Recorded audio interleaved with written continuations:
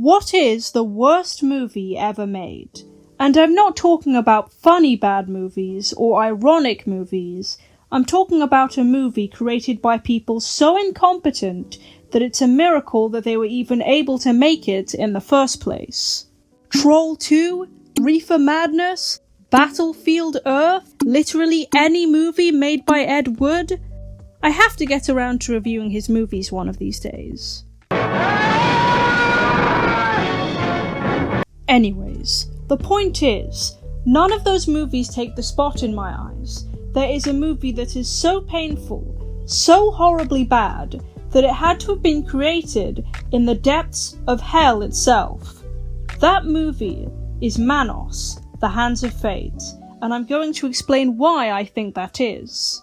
Now, I first discovered this movie when I Hate Everything reviewed it for his Search for the Worst series, and not wanting spoilers for the movie, I watched it for myself before watching his video.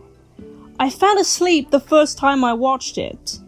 It's only just over an hour long and I wasn't super tired that day. It's that bad. And with an IMDb score of 1.6 at the time of this video, can you really blame me? Just as a note, I will be referencing several articles that I have linked in the description, including an old interview with a couple of cast and crew members from this movie. So, feel free to join me on a trip as we watch a movie about a family coming across a weird house ran by a strange man running a polygynous cult. Anyways, on with the review. Polos is life, Polos is life, Polos is life, Polos is life, Polos is life, sleep all night and then Polos is life. So, the movie opens with a family on vacation in Texas. The mother, Margaret, the father, Michael, and their daughter, Debbie. There is some weirdly cheery music in the background despite this being a horror film. We're almost there, honey. Just a little while longer and your vacation starts. I'm getting cold, Mother, and hungry.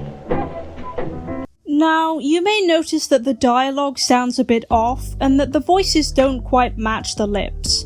And that's because most of the dialogue was recorded by two people post-production, as no sound was recorded during filming.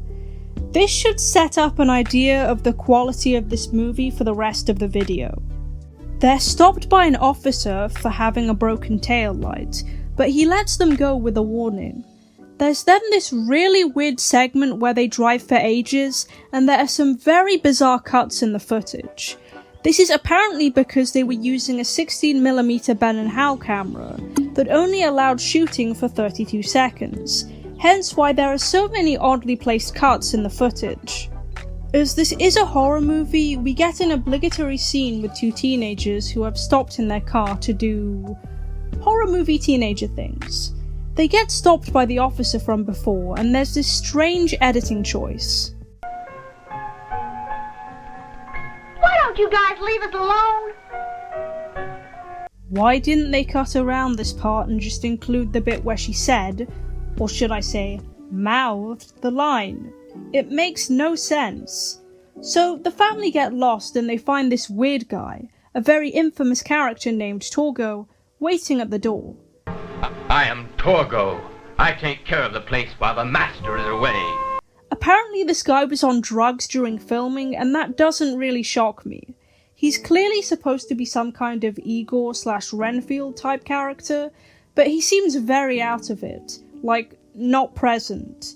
I don't know if the acting during dubbing was just this bad, but some lines sound like they were just copied and repeated instead of actually saying the line twice.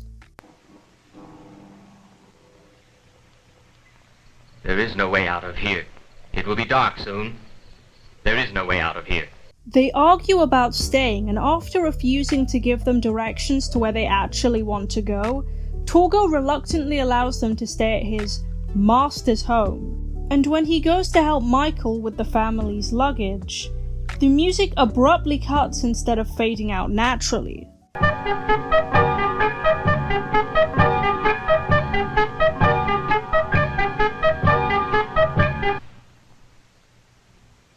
This movie is full of editing mistakes like this. Inside the house, they find a creepy painting of the master, a very common horror trope to the extent that it's a cliche at this point. Torgo tells Margaret that the Master likes her, despite them not physically meeting, and you can kinda see where this is going. Michael finds their dog dead outside after hearing some animal howling, and it's kinda irresponsible to just leave your dog outside in an unfamiliar place. Torgo tries to touch Margaret's hair or something, and she threatens to tell her husband, who concurrently is failing to start their car, but Torgo apologizes to her and promises to protect her. As they're trapped in the house for the night, they decide to stay once and for all. Michael and Margaret start talking about breaking the news about the dead dog while their kid is right behind them, and she just gets up and leaves. They start freaking out and it's like, she was literally right there. What kind of parents are these? They find her outside with the dog from the painting, who quickly runs away. After asking her where she found it, she leads them to a weird area where the Master is lying down, surrounded by women standing in front of poles. Torgo knocks Michael out before tying him to a pole, but I'm not sure what he was doing outside anyway. Meanwhile, those teenagers from earlier get told off again. But it's nighttime? How long have they been there? What the hell have they been doing? They tell the officer to pursue our main characters instead before driving off. This doesn't really go anywhere, so yeah. The Master awakens and wakes up his wives after doing some kind of incantation about his deity, Manos. I get why they would title the movie Manos the Hands of Fate if the deity/demon is called Manos, but Manos also means hands, so the movie title is also literally Hands, the Hands of Fate. Given the hand motif, if you will, throughout the movie, I can't tell if this is on purpose or just ignorance on the filmmaker's part. A child who lives will grow up to be a woman, and as the oldest of the wives, I demand that she live.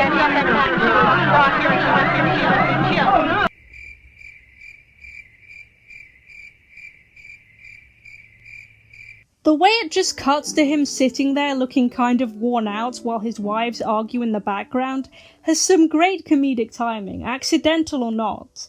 To summarise, they're pissed off that Debbie is there. The Master intends on sacrificing her along with Michael, but some of the wives thinks it's unfair as she's a child and female. Once the Master leaves, this leads to a ridiculous catfight amongst them. It's so silly, and I've never seen anyone fight like this. What kind of moves are these? The Master gets rid of Torgo for being a total creep, which is fair enough, although his method is questionable to say the least.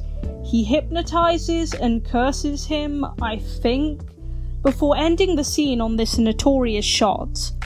The cult sacrifices Torgo by mildly shaking him around and fake slapping him to death. What a way to go! And it seems to have worked at least, because the Master puts Torgo's hand to the fire, and he explodes, leaving nothing but a flaming hand. However, you can see this guy running out of shot for a full 4 seconds. So, is he dead or not? I'm so lost.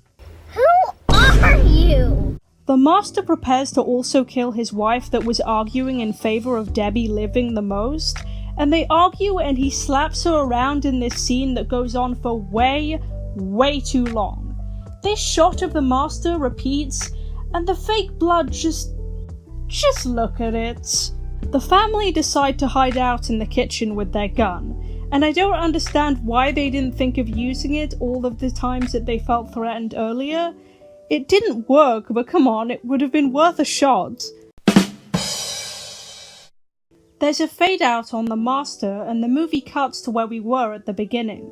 A couple of women arrive at the creepy house, except Michael is where Torgo was, and Margaret and Debbie have joined the Master's wives. I have several questions. I don't really like the implications of that. Also, yes, those teenagers are still making out in the middle of nowhere. The movie finally ends with sitcom-like credits and a cheesy "The End" card over that painting. Now, this may not come as a surprise to anyone watching this video, but the reason this movie exists is the director, Harold P. Warren, made a bet that horror movies were easy to make. Evidently, he was wrong. Warren only had a budget of about $19,000 to pay for things like the equipment he was renting and film processing, so he couldn't even pay the actors. He didn't even copyright the film, and all of this really shines through in the movie. Amateurs can make good or even decent movies. Look at stuff like The Evil Dead. But when someone has no money and doesn't know what they're doing, it becomes very evident in the final product. On that note, horrible editing aside, the music in this film sounds very nice to me, except Torgo's theme. Mike,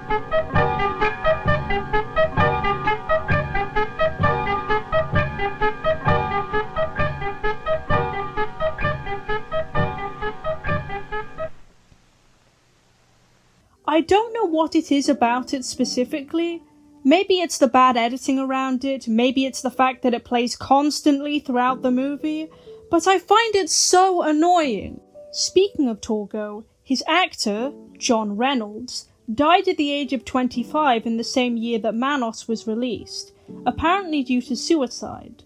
Rest in peace, man. Your performance as Torgo has been cemented in cinema history and has brought many people laughs throughout the years. I can definitely see how Manos could be interpreted as a vampire movie, as it does rely on a lot of vampire tropes. The human servant who behaves strangely, the nocturnal cult members, the spooky painting, the harem. I could go on. I'm not going to categorize it as a vampire movie in my mind, as it's not explicitly stated, but I can see why someone else would.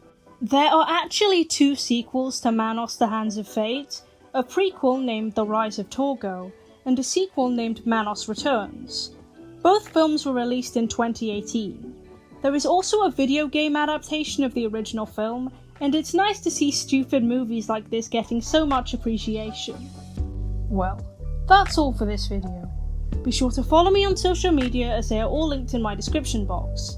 Don't forget to like and subscribe, and as always, thanks for watching. The blue and green ones are my favorite kind, but I'll eat the colored ones from time to time. Cause Polos is life, Polos is life, Polos is life, Polos is life, Polos is life, Polos is life. Sleep all night and then Polos is life.